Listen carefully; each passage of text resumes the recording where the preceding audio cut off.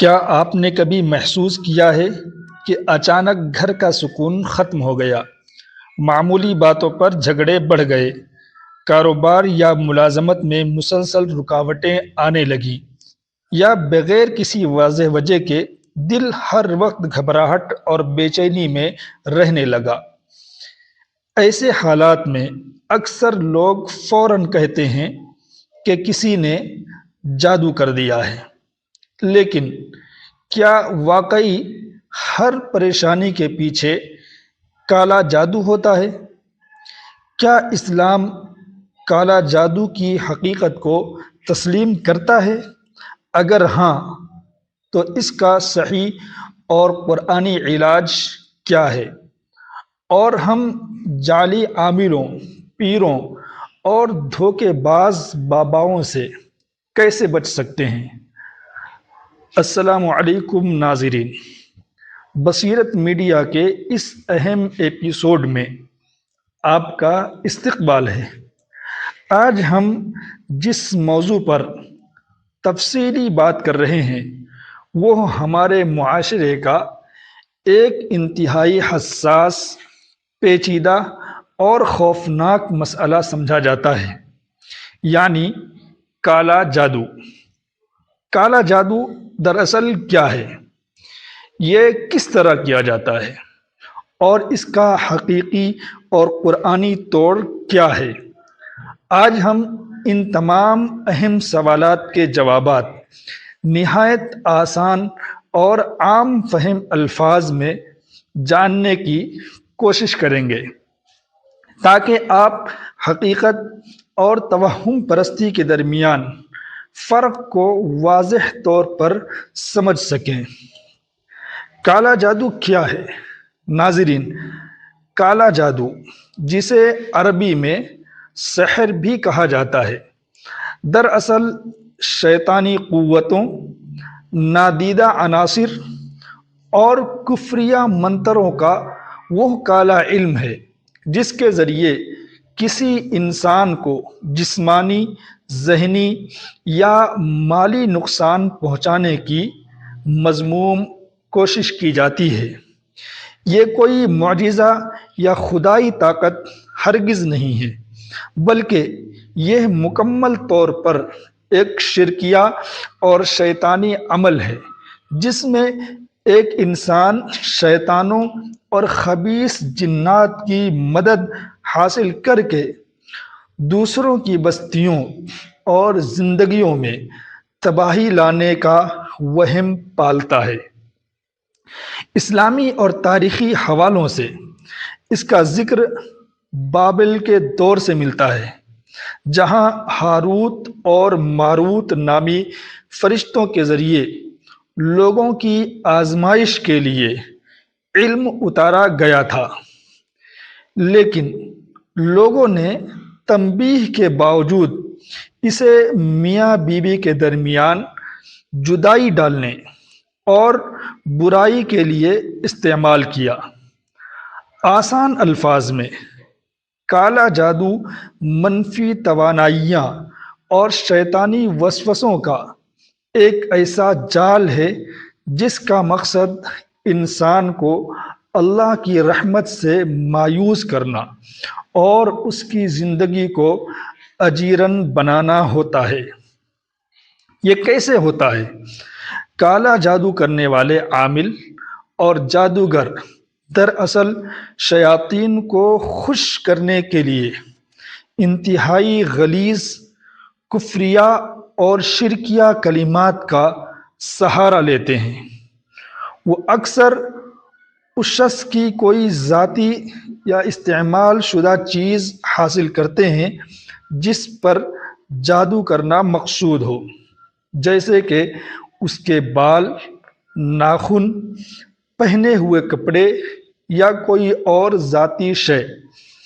اس کے علاوہ گندگی، نجاست، جانوروں کی ایسی قربانی جو غیر اللہ کے نام پر دی گئی ہو، ان سب حرام چیزوں کا استعمال کر کے شیاطین کو اپنے قابو میں کرنے اور ان سے کام لینے کا دعویٰ کیا جاتا ہے۔ یہ جادوگر بعض اوقات گنڈے، تعویذ اور موم یا مٹی کے پتلے بناتے ہیں جن پر منتر پڑھ کر سوئیاں چبھوئی جاتی ہیں، یا ان چیزوں کو پرانی قبروں، ویرانوں یا سمندروں میں دفن کر دیا جاتا ہے تاکہ متاثرہ شخص تک اس کے منفی اثرات مسلسل پہنچتے رہیں۔ لیکن یہاں یہ بات دل و دماغ میں بٹھا لینا انتہائی ضروری ہے کہ کوئی بھی جادوگر یا شیطانی طاقت اللہ تعالیٰ کے صریح حکم کے بغیر کسی انسان کو ذرہ برابر بھی نقصان نہیں پہنچا سکتی۔ جادو کا اثر ہونا بھی اللہ ہی کی طرف سے ایک آزمائش ہے۔ اس کا توڑ کیا ہے؟ ہمارے معاشرے کا ایک بہت بڑا المیہ یہ ہے کہ جب بھی کسی پر کوئی اچانک بیماری، کاروباری نقصان یا مصیبت آتی ہے تو لوگ فوراً اسے کالا جادو سمجھ لیتے ہیں، اور بجائے اللہ کی طرف رجوع کرنے کے جعلی عاملوں اور باباؤں کے پاس بھاگنا شروع کر دیتے ہیں، جو ان کا مال بھی لوٹتے ہیں اور ایمان بھی۔ اس کا سب سے پہلا، بنیادی اور سب سے مضبوط توڑ یہ ہے کہ اپنا عقیدہ درست کیا جائے اور توکل صرف اور صرف اللہ کی ذات پر مضبوط کیا جائے۔ کالا جادو کا سب سے مؤثر اور مستند توڑ رقیہ شرعیہ یعنی قرآنی آیات اور مسنون دعاؤں کے ذریعے علاج ہے۔ آپ کو کسی بھی جعلی پیر کے پاس جانے کی قطعی ضرورت نہیں ہے، آپ اپنا علاج خود کر سکتے ہیں۔ ہر روز صبح اور شام کی مسنون دعاؤں کا سختی سے اہتمام کریں، خاص طور پر آیت الکرسی، سورۃ الفلق اور سورۃ الناس، جنہیں معوذتین کہا جاتا ہے، کا کثرت سے ورد کریں۔ رات کو سوتے وقت ان سورتوں کو پڑھ کر اپنے دونوں ہاتھوں پر پھونکیں اور پھر سر سے لے کر پاؤں تک پورے جسم پر پھیر لیں۔ یہ عمل آپ کو رات بھر شیاطین سے محفوظ رکھے گا۔ اپنے گھروں میں سورۃ البقرہ کی تلاوت کا باقاعدہ اہتمام کریں، یا کم از کم اس کی آڈیو چلائیں، کیونکہ پیارے نبی صلی اللہ علیہ وسلم کی صحیح حدیث کے مطابق جس گھر میں سورۃ البقرہ پڑھی جاتی ہے، شیطان وہاں سے ذلیل ہو کر بھاگ جاتا ہے، اور جادوگروں کا جادو وہاں بالکل اثر نہیں کرتا۔ اس کے علاوہ روزانہ 5 وقت کی نماز کی پابندی کرنا، زیادہ تر وقت باوضو حالت میں رہنا، اور حسب توفیق صدقہ و خیرات کرنا بھی جادو، نظر بد اور ہر قسم کی بلاؤں کو کاٹ دیتا ہے۔ ایک بہت اہم اور قابل غور بات یہ بھی ہے کہ آج کے اس تناؤ بھرے دور میں ہم اکثر شدید نفسیاتی یا جسمانی بیماریوں جیسے ڈپریشن وغیرہ کو بھی جادو کی علامت سمجھ لیتے ہیں۔